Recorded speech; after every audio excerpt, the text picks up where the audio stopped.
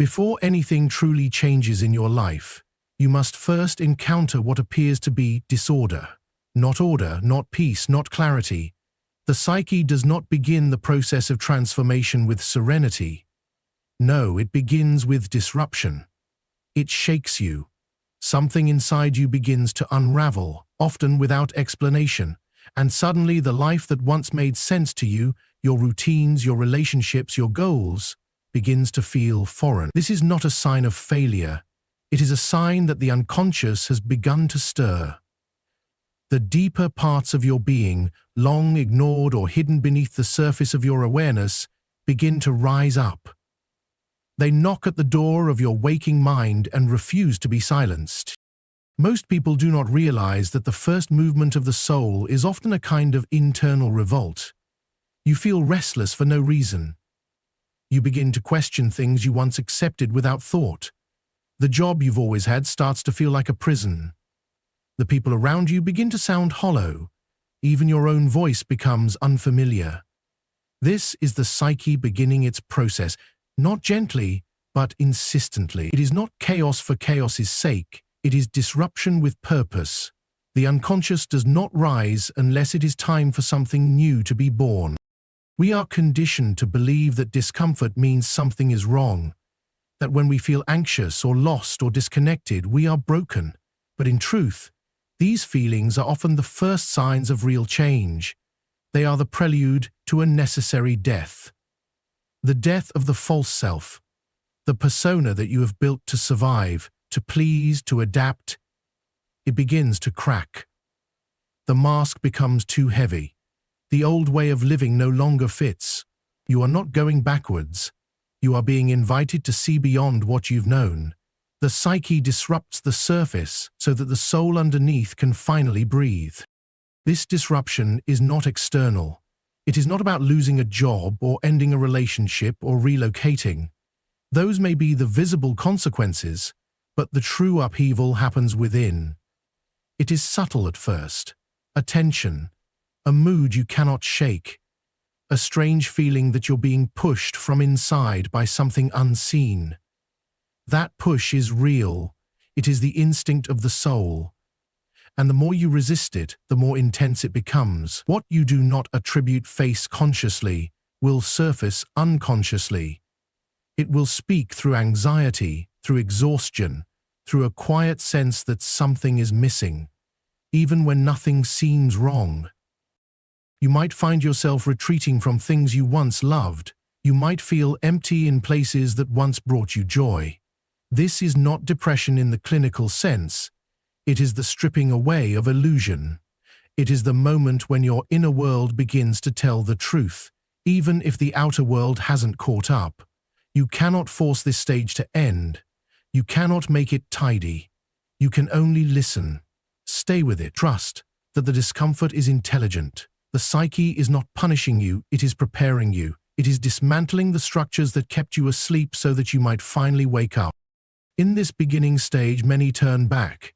They cling to the familiar even when it is lifeless. They beg the psyche to be silent again. But silence will not come, not now. Once this process begins, it must complete itself. You cannot go back to sleep once the soul begins to dream in the daylight. There is only forward. And forward in this case means inward. It means asking yourself questions you don't yet have answers to. It means standing in the middle of a life that no longer fits and daring to wait for one that hasn't yet arrived. The temptation will be to rush, to fix, to act, to escape the discomfort. But healing is not a sprint. Transformation is not instant. It is a slow unfolding. It is a shedding, layer by layer, of who you thought you were. And with each layer removed, you come closer to something essential, something real.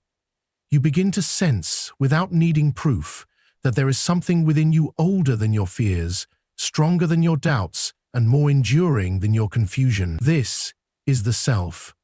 Not the self others told you to be, not the self you constructed for applause, but the self that has been waiting, patiently, quietly, for the right moment to emerge. and that moment always begins with disruption. When you are on the threshold of a major shift in life, your inner world begins to speak in a different language. It no longer communicates in the rational tone of logic or structured thought. Instead, it speaks in images, in symbols, in feelings that cannot be easily explained. You may begin to have dreams that feel unusually vivid, charged with emotion, layered with mystery. Perhaps you find yourself encountering the same number again and again, or meeting strangers who say things that feel oddly significant. Maybe a song follows you, appearing in moments when you most need it. These are not coincidences. They are signs. The psyche does not operate like a machine. It behaves more like a living story, one that reveals itself through the symbolic and the poetic when profound transformation is near. What you once dismissed as random now begins to feel guided. A sentence in a book, a look from someone you barely know, a memory that suddenly arises without warning. They come bearing messages, if you're willing to listen. You feel the stirrings of something ancient moving through you. The psyche, preparing you for change, unveils the unconscious content of your life in these ways. And you must not interpret them literally. The language of the unconscious is metaphor. A dream of drowning does not mean you will drown. It may mean that your old identity is being submerged, so a new self can surface. A vision of flight may not suggest escape, but the urge for transcendence. The psyche chooses images that bypass your defenses. It knows you cannot always hear the truth directly, so it speaks slantwise. It wraps the truth in metaphor, in symbol, in feeling. And when you begin to notice, when you start to track these images and patterns, you begin to see that something within you is trying to guide you. It's not forcing you forward. It's beckoning, whispering, calling you not to leap blindly into something new, but to awaken to what you already know, deep down. The soul doesn't shout. It reveals. It uncovers. You may wonder why this language emerges only during times of transition. The answer is simple. When your surface life begins to crack, your deeper life begins to rise. The ego may resist, but the unconscious never forgets what you truly are. It remembers your longings, your wounds, your path, and it communicates through the images that have always lived within you. Archetypes, ancient stories, mythic patterns. You are not separate from these images. They are the essence of your nature. When you dream of the sea, you are not dreaming of water. You are encountering the vast emotional currents of the unconscious. When you meet a stranger in your dreams, you may be meeting your own forgotten self. The psyche is endlessly creative in its desire to show you what must be seen. And so, before change arrives in the outer world, it arises first in the inner one. If you are attentive, you will notice it, not in loud, obvious ways, but in subtle shifts. You may begin to feel drawn to a certain place, or a certain era, or even a story that echoes something in you. You may find that you're dreaming of old homes, former versions of yourself, ancestors you've never met. This is the psyche restoring connection to what was lost. It is reminding you that no great transformation can occur without remembering. The soul is not linear, it spirals. And before it moves forward, it returns.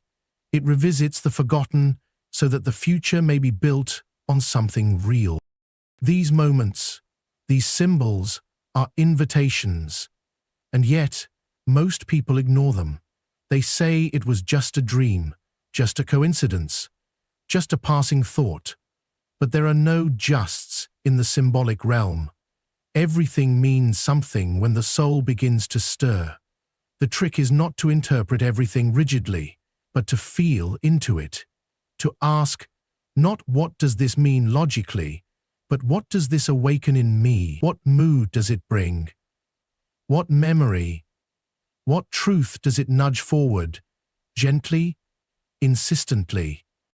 When you begin to take your inner world seriously, you will realize that it has been speaking to you all along.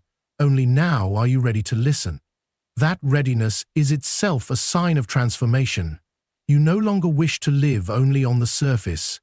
You are willing to look beneath, to feel, to engage with mystery.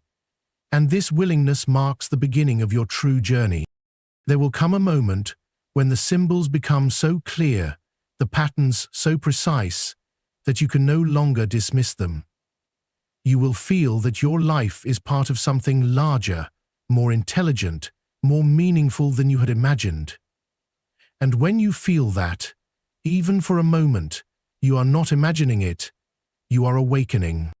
That is how the psyche prepares you for what comes next. When life is preparing to shift in a profound way, you will encounter a figure that has always been with you, though perhaps you've never truly seen it. This figure is not a person, not a force outside of you. It is the part of you that you've kept in the dark. It is the version of yourself you learned to hide in order to survive, to be accepted, to be loved. It is your anger, your jealousy, your guilt, your shame. It is your power too, your creativity, your desire, your authenticity. This is the shadow. And when deep transformation is near, the shadow does not stay quiet. It emerges. It demands attention. It no longer allows you to pretend. You may notice that you are more easily irritated, that you react to things that once rolled off your back, that old memories, long buried, resurface without warning. You may feel exposed, as if some invisible mirror is being held up to you and revealing things you'd rather not see. This is not regression, it is confrontation. Not with the world, but with yourself. The psyche does not push the shadow forward to shame you, it does so to integrate you. What has been denied must now be acknowledged. What has been rejected must now be seen. You cannot become whole while cutting off half your being. This process is uncomfortable. It feels like losing control, and in many ways it is. You are losing control of the false self, the mask you've worn for so long that even you began to believe it was real. The shadow appears to disrupt that illusion. It comes with the uncomfortable truth that you are not only what you strive to be, you are also what you deny being. And unless you are willing to face the totality of who you are, you cannot change in any lasting way. Real transformation begins when you are honest, not just about your light, but about your darkness. It is easy to see the flaws in others. It is far more difficult to admit the same tendencies within yourself. But this is the work. This is the moment where you stop projecting your pain outward and begin the inward journey. The shadow is not your enemy. It is your teacher. It brings to the surface all the parts of you that were deemed unacceptable by society, by your family, by yourself. And yet, these very parts contain the energy you need to move forward. Hidden within the shadow is the vitality of the soul. You feared it because you were told it was dangerous. But danger is not the same as destruction. It is dangerous only to your illusions. Many people run from this stage. They deny it, they blame others, they say they are fine, they cover it up with positivity, with distraction, with noise. But the shadow will wait. It does not vanish because you ignore it. It will surface again and again until it is seen. And when you do finally turn toward it, something unexpected happens. You begin to feel relief. Not because it's easy, but because it's real. You begin to feel energy returning to you. Energy that was trapped in repression. Your anger, once denied, becomes clarity. Your fear, once hidden, becomes insight. Your sadness becomes compassion. You stop splitting yourself in two, you become whole. This confrontation is not a one-time event, it is a cycle. You will meet your shadow again and again at different stages, each time deeper, each time more honest.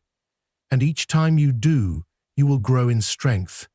You will find that what once terrified you no longer holds the same power. You are no longer controlled by what you refused to face. You become someone new, not by becoming someone else, but by becoming more yourself than ever before. There is humility in this process. You see yourself clearly, flaws and all, and yet you do not collapse. You recognize your humanness. You begin to see others differently too, not as enemies, but as fellow travelers wrestling with their own shadows. You stop demanding perfection from yourself and from the world. You begin to live more truthfully, more fully, more freely. Not because everything is fixed, but because you are no longer afraid to see what is broken. This is what the psyche reveals when your life is about to change. It does not flatter you, it challenges you. It strips away your defenses so you can meet the parts of yourself that you left behind. And in doing so, it offers you a gift greater than comfort. It offers you authenticity. Because what you are becoming can only emerge when you stop hiding from what you are. Before transformation takes form in the outer world, something deep within you begins to fracture. You feel caught between two realities, the one you've known and the one you cannot yet see. You are not who you once were, and yet you are not quite who you are becoming. It's an in-between space, and it can feel like madness. You question your identity, your choices, your beliefs. You wonder if you've made a mistake or if something has gone terribly wrong, but nothing is wrong. You are standing in the threshold of profound change. The old is loosening its grip. The new is not yet fully born, and so you feel divided. This split is sacred. It is not a flaw in your evolution, it is the very structure of it. The psyche does not leap from one form to another in an instant. It passes through the unknown. The ego, which once clung tightly to roles and stories, begins to lose its authority. You stop being satisfied with the familiar masks you've worn.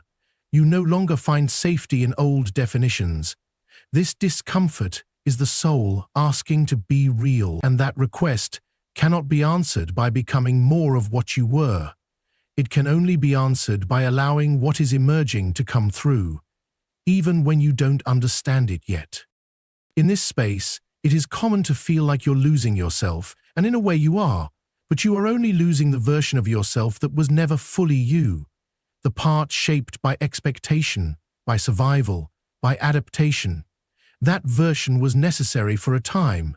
It protected you, allowed you to function, kept you moving. But the soul does not wish to remain in survival. It longs for expansion, for truth. And truth often arrives first as confusion, as contradiction, as the sense that you are being torn in two. You begin to notice a tension within you. One part still clings to what is safe, while another begins to pull towards something unknown. This is not weakness, it is the mark of transition. You are being stretched between two worlds, the world of the past and the world of potential. And that stretch is uncomfortable. It reveals all the places where your life has become too small for your spirit. It shows you the habits, the identities, the environments that no longer match your deep, and yet stepping away from them feels like stepping into a void. The in-between stage is rarely celebrated. It is not a place of certainty. It is not productive in the usual sense. You may feel lost, unmotivated, detached from your usual drive.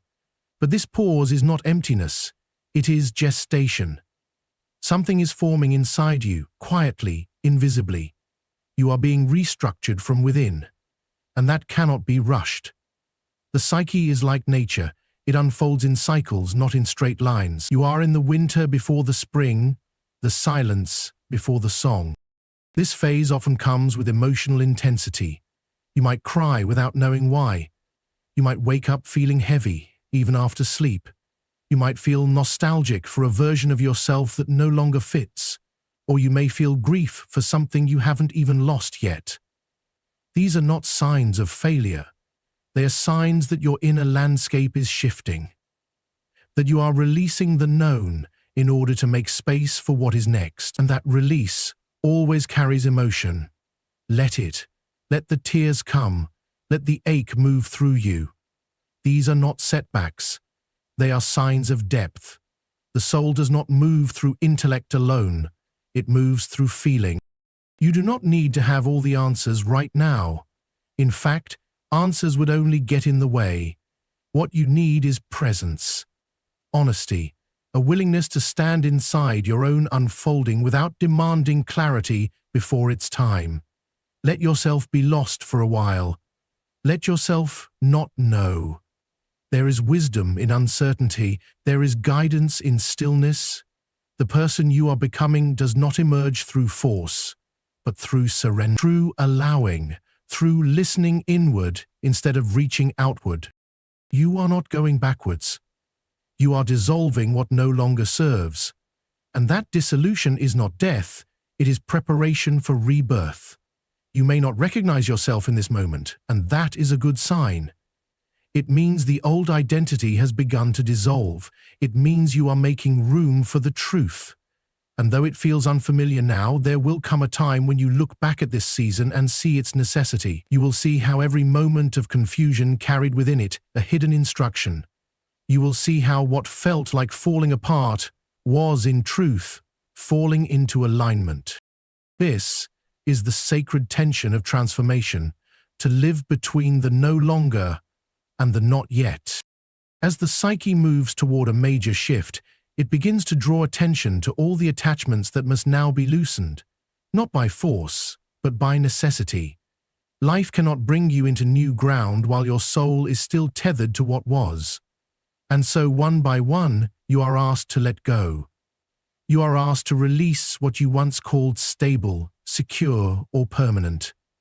This is not punishment, it is purification. The psyche is preparing space for something new to be born, and birth can only occur where there is room to receive it. You can feel that things are slipping through your fingers. Relationships that once felt central may begin to dissolve. Goals that once ignited you may start to feel hollow. Roles you once took pride in may no longer satisfy. And though you may try to cling to these familiar structures, they no longer respond to your grip in the same way. They no longer offer the comfort they once did. This is not a sign that you have failed, as a sign that you are outgrowing the container you once fit inside. Letting go is not a single decision. It is a slow, internal unfolding. There may be days when you feel ready to walk away from everything. There may be others where the fear of change pulls you back into old patterns. That is normal. The soul does not demand perfection. It asks only for honesty. And if you can be honest about what is no longer alive in your life, even if you are not yet ready to release it fully, that is already a sacred beginning. Often, we believe that letting go means losing something precious. But what we forget is that what is truly ours, what is truly aligned with the deepest current of who we are, cannot be taken from us.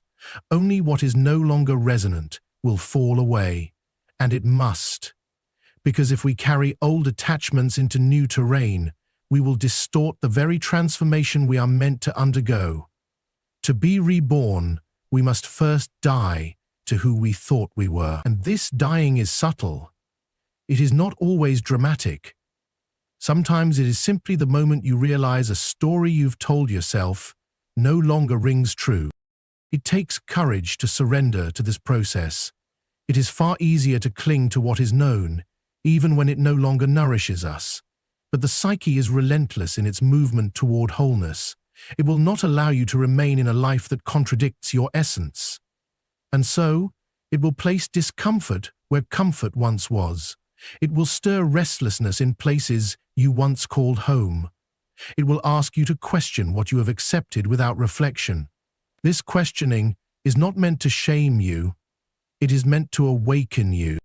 As you begin to let go, you will notice a peculiar kind of grief, not just over what is being lost, but over the time you spent trying to make it work, over the parts of yourself you quieted in order to hold on, over the dreams you once had that no longer fit. This grief is sacred. It is the soul honoring everything that brought you to this moment, while also telling you it is time to move on. Do not rush it. Let it move through you like a river. Let it cleanse the space that will soon be filled with new meaning. Letting go is not about giving up. It is about making space. It is about trusting that something beyond your current comprehension is guiding you, and that guidance often comes disguised as emptiness, as silence, as the unraveling of what you once held dear. But if you look closely, you will see that the space being created is not a void. It is a womb, a place of potential, a place where something true, something lasting, something aligned can finally take root. And here is where many people turn back, because it is in this space of in-between, where the old is gone but the new is not yet clear, that fear begins to whisper. It tells you to go back to what you know, to settle, to rebuild the old life just as it was. But if you can hold steady, if you can stay faithful to the process, even when the road is dark, you will find that what comes next is beyond anything you could have imagined from the vantage point of the past. You will begin to feel lighter, freer, not because life has become easier, but because you are no longer carrying what is not yours to carry. You will begin to hear your own voice more clearly. You will feel the return of energy you didn't know had been drained from you, and slowly a new life will begin to form, not from force, but from alignment. This is how the psyche prepares you for a great shift, not by adding more, but by asking you to release. There comes a moment before a major shift in your life when silence begins to take on a different quality. It is no longer the absence of sound. It becomes presence itself. The distractions begin to fall away. The noise that once kept your mind spinning now feels distant, even irrelevant. You find yourself drawn into stillness, not because you choose it, but because life is inviting you there.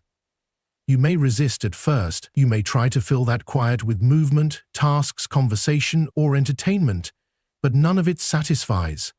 The psyche is no longer interested in distraction.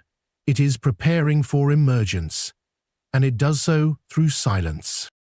In this stillness, something unexpected begins to happen. You begin to hear yourself again, not the surface voice, not the conditioned thoughts that repeat like echoes, but the deeper voice, the one that speaks softly, beneath the noise. That voice has always been there. It has whispered to you in dreams, in longing, in moments of intuition you brushed aside. But now, the silence makes it audible. It has waited patiently for you to stop running, to stop clinging, to stop pretending you didn't know what you've always known. This is when the truth begins to rise, not as a dramatic revelation, but as a gentle unfolding. You begin to see the places where you've betrayed yourself in order to belong. You see the ways you've dimmed your light to avoid judgment, the ways you've played small to feel safe. And at the same time, you begin to remember something more essential. You remember the parts of yourself you buried, not because they were wrong, but because the world around you didn't know how to hold them. Now, the silence holds them. Now they begin to stir. This stillness is not a pause before life resumes. It is life speaking in its most honest form. You may feel lost. You may feel like nothing is happening. But in reality, everything is happening. The foundations are being rearranged. The roots are growing deeper. You are being aligned, not with what the world expects of you, but with what your soul came here to express. And alignment does not come through striving. It comes through listening, through paying attention to the subtle, to the inner, to the quiet pulse beneath all appearances. As this voice grows louder within you, you may notice a subtle shift in perception. You stop chasing what you used to chase. You stop needing validation from those who could never see you clearly. You begin to understand that the only approval you ever truly needed was your own. That the life you long for is not built through performance, but through presence, through the courage to be exactly as you are, without apology. And yet, this path is not easy. The deeper you go into your own silence, the more aware you become of what has been out of alignment. You see more clearly. You feel more deeply. You begin to recognize the ways in which your outer life has been constructed to avoid your inner truth. This recognition can feel like loss, but it is actually a return. You are coming home to yourself, and everything that does not reflect that self will now begin to fall away. You may find that people around you don't understand this shift. You may appear quieter, more distant, less reactive. Some may say you've changed, and they're right. But the truth is, you are not becoming someone new.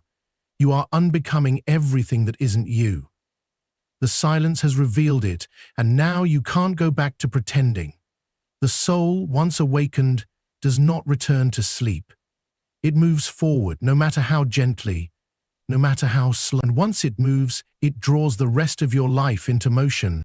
This is the beginning of real power, not the power of control, but the power of authenticity. The power of knowing who you are beneath all masks. The power of being rooted in your own experience instead of being tossed by the winds of others' expectations. You begin to live from within, not from reaction, but from intention. And life begins to respond differently. Not because circumstances have suddenly become easier, but because you are meeting them from a different place. From wholeness, not fragmentation. As the transformation nears, you no longer need to prove anything. You no longer need to fight to be seen. You simply are, and that is enough. You walk more slowly. You speak with more care. You stop grasping and start trusting. And this trust is not blind. It is born from the clarity that silence has revealed to you. It is born from the steady voice within that says, you are on the path now. And when you begin to walk in this way, with your inner world no longer hidden or suppressed, you start to see signs around you, conversations that feel aligned, opportunities that seem to appear without effort, a sense of peace that no longer depends on your circumstances. These are not coincidences. They are reflections. Your outer world is beginning to reflect the alignment of your inner being. This is not magic. This is what happens when you stop running from yourself and begin to live from your center. And so, the silence that once felt uncomfortable becomes sacred. It becomes the doorway through which your life truly begins. If you feel the ground shifting beneath you, don't run. Sit with the silence, listen to your soul, and trust that what feels like falling apart is your psyche making space for your true self to emerge. Your transformation has already begun. Honor it, embrace it, walk with it. If this touched your heart, don't forget to like, subscribe, and explore more videos just like this. Thank you.